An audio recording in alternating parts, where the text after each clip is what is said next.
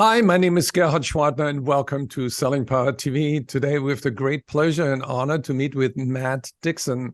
He's the author of a book I really love. It's called The Jolt Effect. Welcome, Matt. Hey, Gerhard, how are you? It's wonderful to reconnect with you. I would say that this is probably the book of the decade, if not the past 2 decades. I think about Neil Rackham and how important that book was to the profession of selling. I think you have hit it out of the ballpark and replaced what Neil has discovered. Well, it's very kind of you to say. We were really inspired by Professor Rackham's work with spin selling. I mean, you know his work very well. 10 years, dozens of researchers listening in on or sitting in on physically 30 plus thousand sales calls. And I always wanted to do a study like that as a sales researcher, but I could never find anybody willing to pay for it. And that all changed in March of 2020. All sales went virtual. And so Yep. my co-author, Ted McKenna, and I were working at a machine learning company at the time that was working with unstructured data and helping companies surface insights from unstructured data, like email, recorded phone conversations, et cetera. And we said, boy, this is a golden opportunity to replicate what Professor Rackham had done, but maybe at a much bigger scale. So we recruited several dozen companies and harvested from those companies 2.5 million sales calls over about an 18-month period, and used machine learning to study them at scale. So we got to study a massive amount of data using modern technology, which was kind of like kids in a candy store for researchers. I'm curious about 2 things. What are the behaviors that lead to consistent success, and also what are the processes that salespeople need to follow in order to be more successful? What's interesting to us is, we've tried to, over the years, kind of focus in on what are the big changes in buying behavior, because we've always been big believers that in sales, there's always this lead steer effect. The buying environment changes, and the best salespeople sense that change and they adapt their approach to selling. The one that we had been tracking for a few years before the pandemic was a rise in, or what we felt was the rise of no decision losses. So customers that would go through the entire purchase process, and they might engage in certainly lots of sales conversations, but demos, proof of concept trials, they would use up time from their own team, the buying committee, legal, procurement, finance, you name it.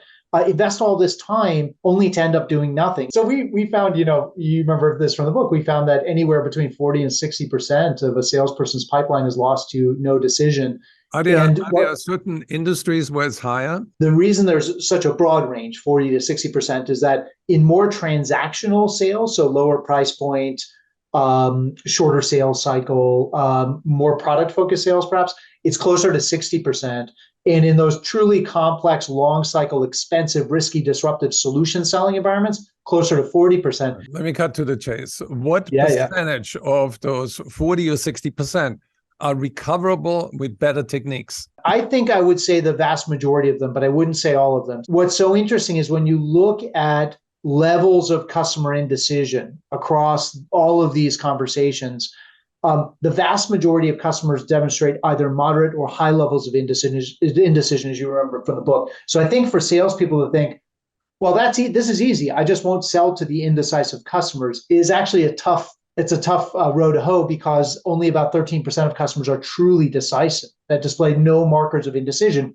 Almost 90%, 87% display some level of indecision. If you know that most of the world is moderately or deeply indecisive, with moderately indecisive customers, what we found, the best salespeople who are using some of the techniques we write about in the Jolt Effect will convert at 57%.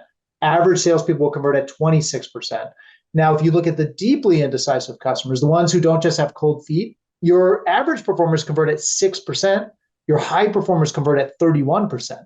And so what's so interesting, if you look at those differences in win rate, and then you layer on top of that 90% of our customers are in that moderately or highly indecisive zone, that's a big lift. There is a lot of gettable business in our pipeline right now. Like, so many sales leaders are worried about the top of the funnel. Obviously, getting leads, they find their outreaches are falling on deaf ears to the customer, and they're having a hard time winning the battle for just calendar time with the customer in breaking through the noise. And that's still a battle we need to fight, but there's so much winnable business sitting right in our pipeline right now with the right techniques that we can get them unstuck and move them towards a decision. That's a very powerful message, and it really resonates with me because we are in a cycle of the economy where salespeople believe that it's twice as hard to get new business than it was like 6 months ago. It's that much harder today, I think, to even break through and get time with the customer. There's another issue that I find fascinating, which is that the